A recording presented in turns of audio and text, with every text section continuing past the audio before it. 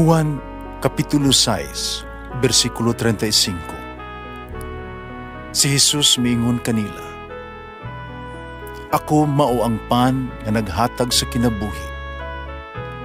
Ang muari kanako, dili nagayod gutumon, ug ang mutuo kanako, dili nagayod uhawon. Pan sa kinabuhi.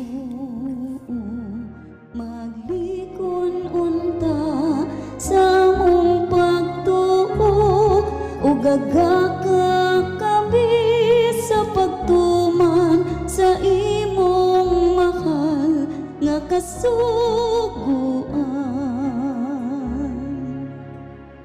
Pinumana kaninyo.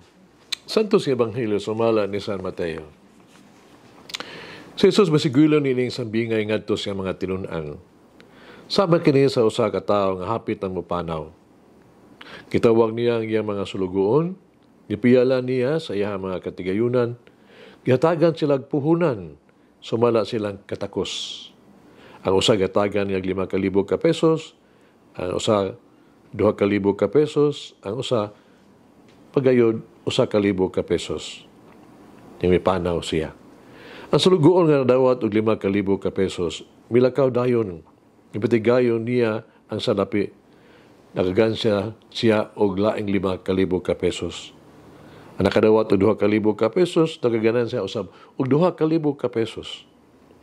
Apan ang sulugoon nga nakadawat og 1,000 ka pesos, milakaw, nagkalot sa yuta, o itaguan niya ang salapi sa iyang agalon. Tapos sa taas nga panahon, ni pauli ang agalon ni adtong mga sulugoon. Unang ayog husay kanila. Ang sulugoon nga kadawat og 5,000 ka pesos, miadto kaniya, mihatag laing 5,000 ka pesos. Sir, miingon siya, hatagan mo ako 5,000 ka pesos, tanawa, ani ay laing 5,000 ka pesos nga akong naganansya. Maayong buutan ka o maayong sulugoon, miingon ang agalon. Sanglit kasaligan ka man sa diyutang salapi, piyalan ko ikaw sa daghang salapi. Dali, sulod nga rin, ug ambit sa kong kalipay. Unya, misulod ang sulugoon, ihatagan og 2,000 ka pesos. Mingon, sir, ihatagan mo ako 2,000 ka pesos. Tanawa, ani ay laing 2,000 ka pesos ka akong naganansya. Maayo og buutan ka ang maayong sulugoon. Mingon ang iyang agalon. Sa nagkasaligan ka man, sa diyutang salapi, piyalan ko ikaw sa daghang salapi. Dali sulod nga rin og ambit sa kong kalipay. Niya misulod ang sulugoon, nakadawat o 1,000 ka pesos, ug biingon, sir, nasayod ako nga istikto ka kaayo, nag-ani ka sa wala nimo itanom, nanghipos ka sa wala nimo ipugas, nahadlok ako, busa milakaw ako, o gitaguan ko ang imo ang salapi ilalom sa yuta. Tanawa, sir, ania ang imong salapi. Wala hinungdan o tapulan nga sulugoon, mingon ang agalon. Sayon ka man di ay nga ako nag-ani sa wala ko itanom, naghipos sa wala ko ipugas. Kano wala man nimo ideposito sa bangko ang ako ang salapi, aron mabalik kini kanako nga may tubo na karon. Karon kuha ka niya ang iyang salapi, ihatag ngadto sa sulugoon nga may 10,000 ka pesos.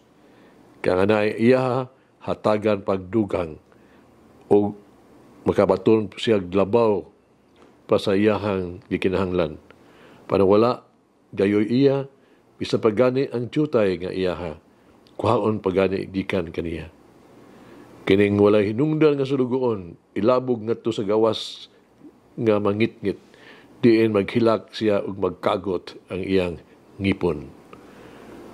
Ang Ebanghelyo sa Ginoo. Pasalamati ang Ginoo, kay siya maayo, ang iyang gugma mulungtad, hangtod sa kahangturan. Pasalamati ang Diyos sa tanang mga Diyos, ang iyang gugma malungtaron. Pasalamati ang Ginoo sa mga Ginoo, ang iyang gugma balungtaron.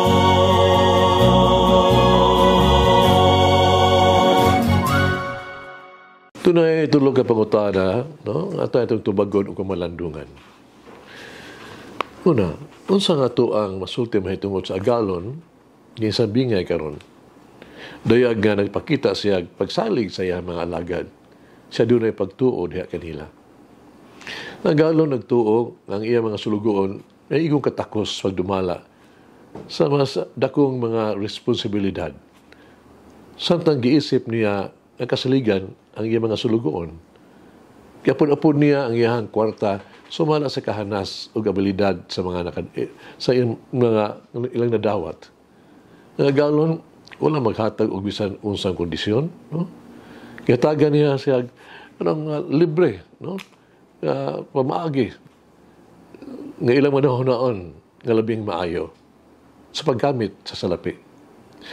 Agalon misalig sa ilang pagka mamungahon, niginhuna niya sila nga marasigon. Ang Diyos kanunay nga nagsalig ka nato.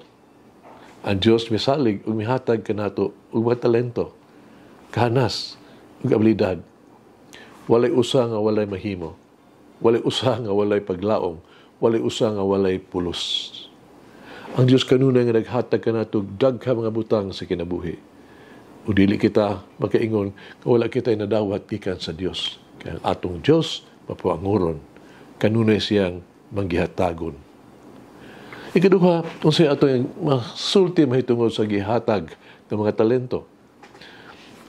Sa sambingay, ang mga sulugoon, gihatagan og laing-laing kantidad sumala silang abilidad.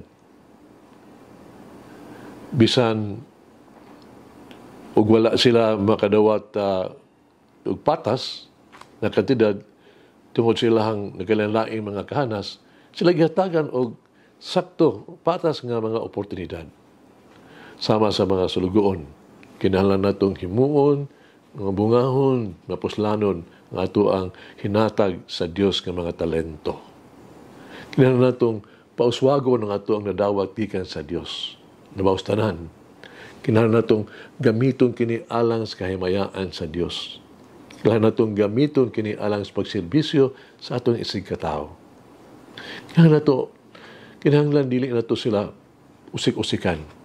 Kinahanglan kani nato kinitipikan alang lamang sa atong kaugalingon.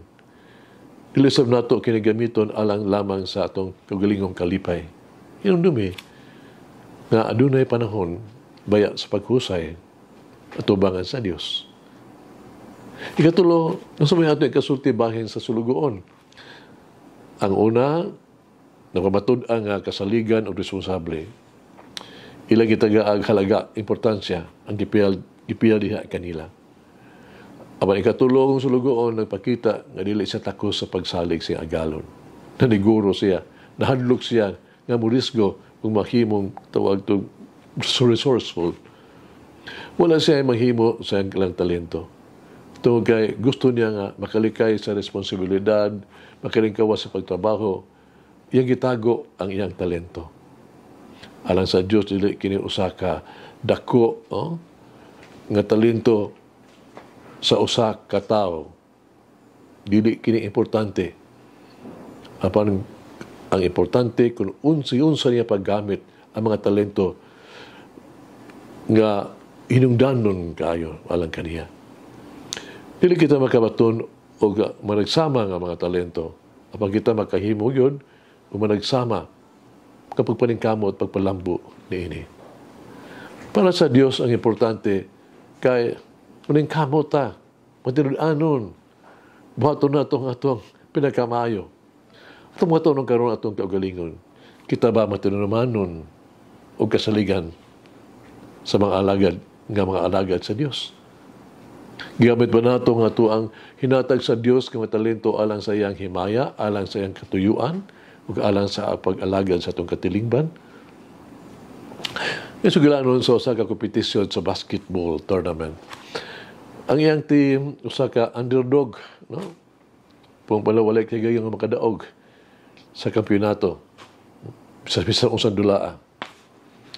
So, ito nagpadayon ang torneo, nakadaog sila sa mga duwa. Lain pa yung duwa, daghas lang nadaog. Nagpadayon ang ilahang kadaugan. Sa katapusan, sila migawas yung nga finalist na. Pila ka mga oras wala pa ang duwa sa championship.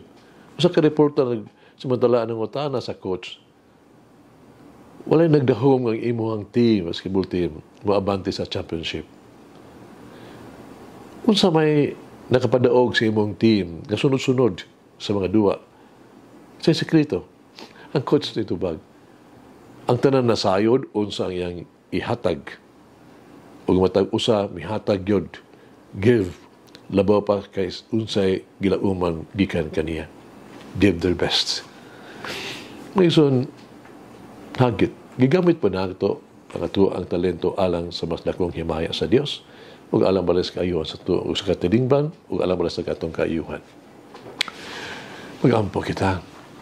Litong amahan, magyugmaon, mapasayloon nga Ginoong Dios. Ako pasalamaton kaayo sa tanan nga imong gihatag kanako. Tugaan ko kalagang importansya ang tanan nga akong nadawat gikan kanimo. Kanon nimo akong gihatagan sa pinamaayo. Kanon nimo gihatag kanako ang tanan nga ang kinahanglan. Pagsanon kong mga hangyo kanimo, kagiyahan ako aron magamit na ako kini sa malamon nga paagi. O magapaambit ko usab kini alang sa kaayuhan sa uban. Ihatag kanako ang imong grasya, o di na ako ni usikan ako ang mga talento. Gamiton ko sa sayop ng mga pamaagi akong kahanas. Ni pag-abuso sa imong grasya.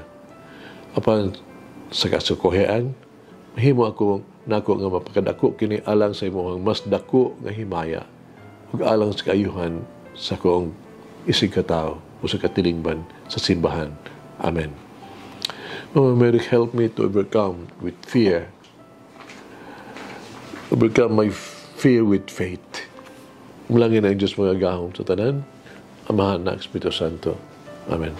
May the Lord of the divine mercy bless us all, heal us from all diseases and suffering. Ayun unta niya kita, tanang mga sakit na sa lawas o sa kalag, body and soul. In the name of the Father, the Son, and of the Holy Spirit. Jesus, I trust in you. Amen. Whoever eats the bread of life will never hunger, says the Lord.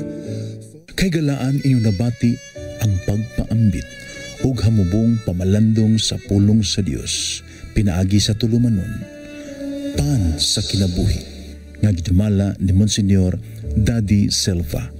Hangtod na usab sa sunod higayon, daghang salamat.